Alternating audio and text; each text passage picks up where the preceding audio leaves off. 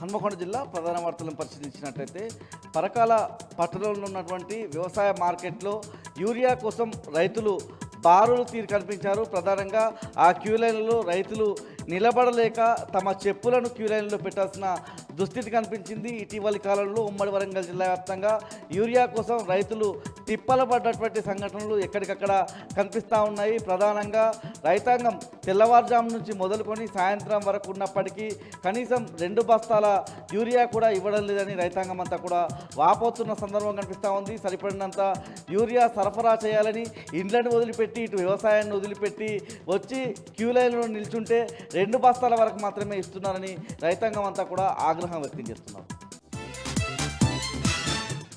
జనగామ జిల్లా ప్రధాన వార్తలను పరిశీలించినట్లయితే జనగామ మండలం పెద్దరామచెర్ల గ్రామంలో రైతులంతా కూడా తమ వ్యవసాయ పొలాల దగ్గర ఆందోళన వ్యక్తం చేసిన సందర్భం కనిపిస్తూ ఉంది. ప్రధానంగా సాగునీరు అందించడంలో కాంగ్రెస్ ప్రభుత్వం పూర్తిగా విఫలమైందని చెప్పి రైతాంగం తమ ఆగ్రహం వ్యక్తం చేస్తున్న సందర్భంగా కూడా కనిపించింది. గత 10 ఏళ్ల పాటు బీఆర్ఎస్ సర్కారులో సమృద్ధిగా జనగామ ప్రాంతంలో సాగునీరు అందే పరిస్థితి ఉండేదని, ఇప్పుడు ఎందుకు నీరు అందించడం లేదని రైతాంగం అంతా కూడా ప్రశ్నిస్తున్న సందర్భం కూడా కనిపిస్తూ ఉంది. ప్రధానంగా వెంటనే జనగామ జిల్లా వ్యాప్తంగా ఉన్నటువంటి మా రైతాంగానికి అందరికీ సాగునీరు అందించకపోతే జిల్లా కలెక్టరేట్ ముందు ఆందోళన నిర్వహించి కలెక్టరేట్ను ముట్టడిస్తామని ఈ సందర్భంగా రైతాంగం హెచ్చరిస్తున్నారు.